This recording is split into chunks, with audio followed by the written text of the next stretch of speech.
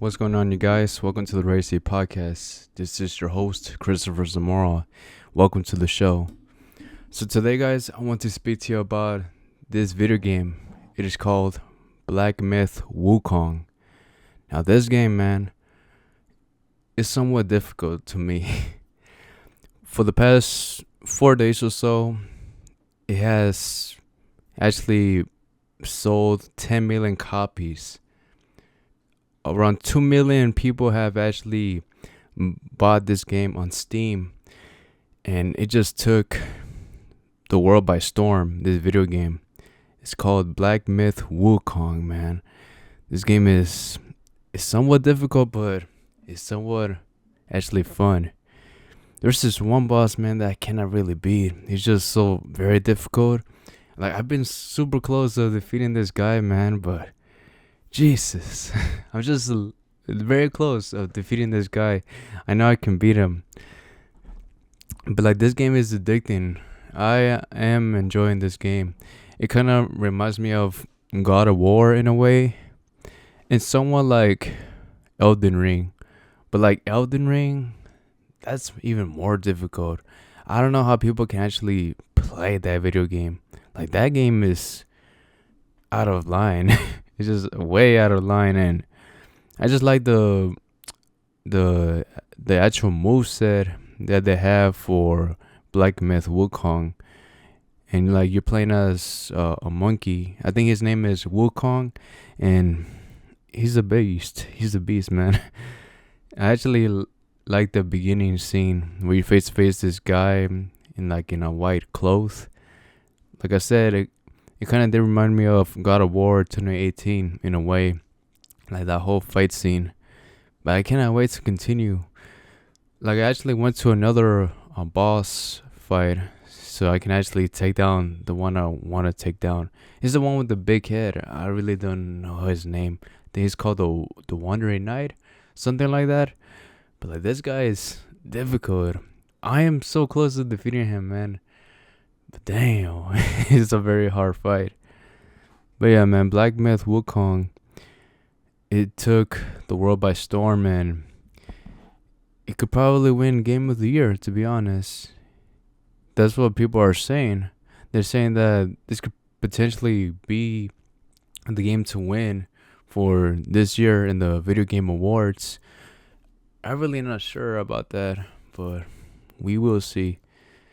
And like, the other video games I've been playing so far is Resident Evil 4. I'm replaying it again. I'm almost done with it. And like, after I'm done with that one, I'll probably try to defeat that freaking boss that I'm in Black Myth Wukong. Probably just take a break of it for a bit.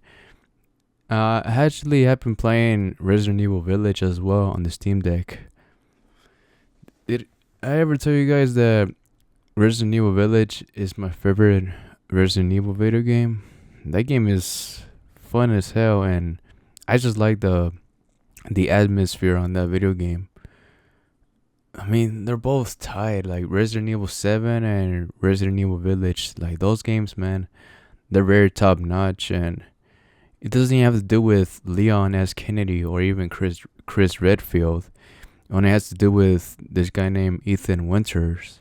Like, he's just trying to survive, and he's a guy that cares about his family, including his daughter, Rose. And you're trying to find the daughter because she went missing. Like, she was taken away. And so that's like the whole purpose of the video game. Like, you come across these like 4 badass villains they had to go up against, and it's a very entertaining game, man. I am enjoying my time with it on the Steam Deck. Like, the last time I played it, it was on the PlayStation 5. That was actually my very first game I got for the PS5, to be honest. Resident Evil Village. I think it came out around, don't quote me on this, maybe in 2021 or so. I'm not really sure. But like, I remember getting the PlayStation 5, and I waited like a couple of months before Resident Evil Village came out so I can actually play it on the freaking PlayStation 5. It was an awesome experience, and I'm enjoying it more on Steam Deck because you can just play it anywhere you want. I told you guys before, the Steam Deck is just one hell of a console. Is it a console? It's a handheld device, man, but you could just play it anywhere you want and almost any game you want as well. The Nintendo Switch, you're only limited to playing games that Nintendo has made, like Luigi's Mansion, the Super Mario games, the Super Smash Brother games as well. But like for the Steam Deck, you could play video games that were created on the Xbox 360 and they were transported there on PC. Some games that were transported from the PlayStation 3 era to the Steam Deck, and so on with current gen as well. The Xbox One games, PS4, and PS5 games. You can play a ton of games, man. I think I have about 150 games. Yeah, to be honest, I don't think that's a lot. I think a lot more people have way more video games than I do, to be honest. But like, as for me, I mostly focus on single player video games. That's like my main thing. Multiplayer type of games, it's not really my thing as much, but like they are fun. Like they used to be really fun when I was very young and when I had time. But now, like, I just mostly focus on single player video games. I think like the main video game that changed my mind, to be honest, like this is when I really did enjoy playing single player video games all the time, was probably the Uncharted series and also The Last of Us Part 1. Like those games were just so fun and I just enjoyed the hell out of them. I was very disappointed how The Last of Us Part 2 came out, but you can't go wrong, man. You cannot go wrong with The Last of Us Part 1. The game was hella fun. And now with Black Myth Wukong, I'm gonna keep trying, man. I'm gonna keep freaking try to beat this video game. I just like the martial arts and the aspect of just fighting with swords, and just like the world, it just seems pretty awesome as well. I can't wait to keep on playing it. And hopefully I can get past that boss, man. He's a very difficult one, but I know I can do it. It's gonna take some time, but it's gonna take some work, you know. And then another thing I want to talk to you about is Israel Adesanya versus DDP, Dricus Du Plessis. So that fight actually went down last week. Well, for you guys, it was actually 2 weeks ago. It was on Saturday. So Israel Adesanya did lose against Dricus Du Plessis. To be honest, almost every single time I always go for Israel Adesanya, he always loses. And the times when I was rooting against him, when he had that second fight between him and Alex Pereira, I was actually going for Alex Pereira to win that fight, and he freaking won it. He freaking won that fight by KO. I think he KO Alex Pereira on the second round or third round. But against Dricus Du Plessis, he actually got submitted. He lost by submission on round 4, and Dricus Du Plessis beat him. I wasn't expecting that, man. I thought like this fight was actually gonna go by points, to be honest, and I thought Israel Adesanya was going to win. But no, man, someone did seem rough in a way. Like I had the first 2 rounds going for Dricus, and the third round, I actually had to give it to Israel Adesanya. He actually was coming back.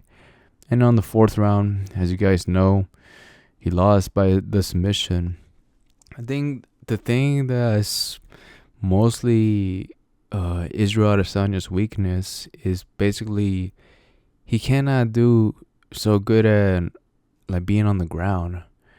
Like being on the feet, that's like his main part that he's better on. Like just fighting hand-to-hand combat.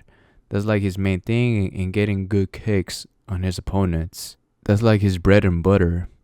But like just focusing on the ground and trying to get the best out of your opponent just like that, being on the ground at all times, I don't think he's not as great in that area of fighting. But for Dricus Du Plessis, in this fight, he was good.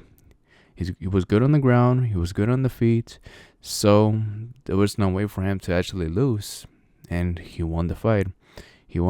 And now, I do not agree with this, but like, people are saying that now he should retire. He is no longer in his prime anymore.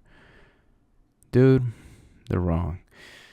Israel Adesanya, just because he lost against Dricus, I think he could come back. Yes, I think he's still in his prime.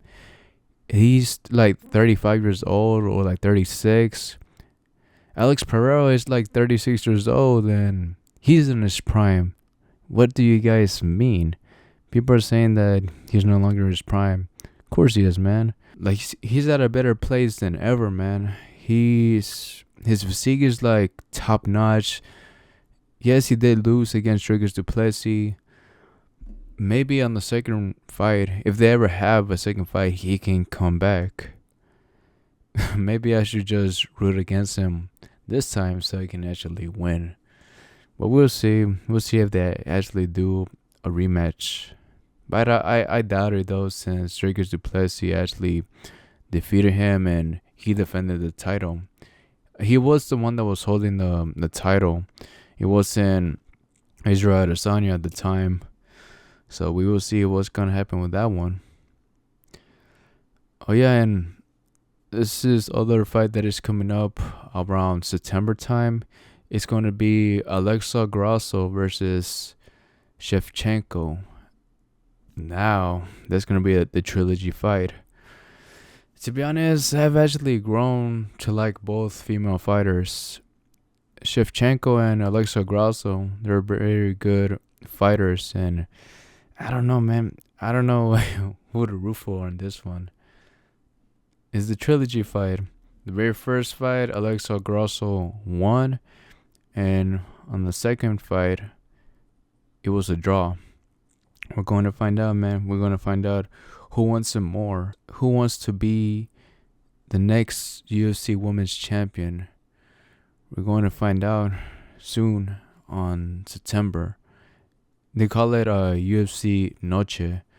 So we will find out. That's like the co-main event for that pay-per-view. I thought like it was better for it to be the main event. Instead of it's going to be Sean O'Malley against some other guy, Mirab, I think that's his name. I really don't know his name, but like people have been hyping him up. People are saying that he could probably defeat Sean O'Malley, but we will see, man. We'll see how Sean O'Malley goes up against Mirab.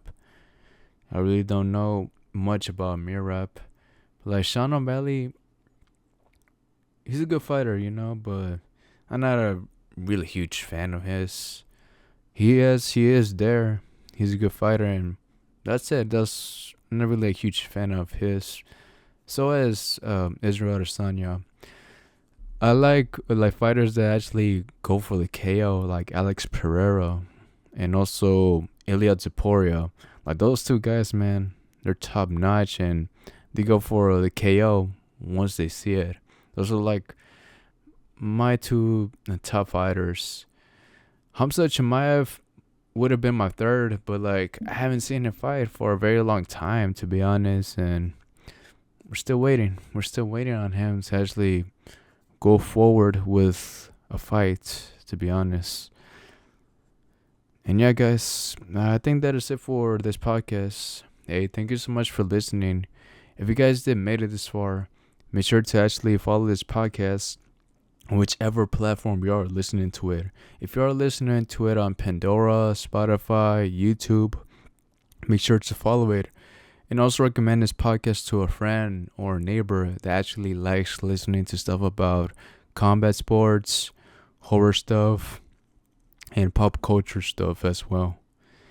And yeah, guys, that is it for this podcast. Again, thank you so much for listening. Take care and live to the fullest. Bye.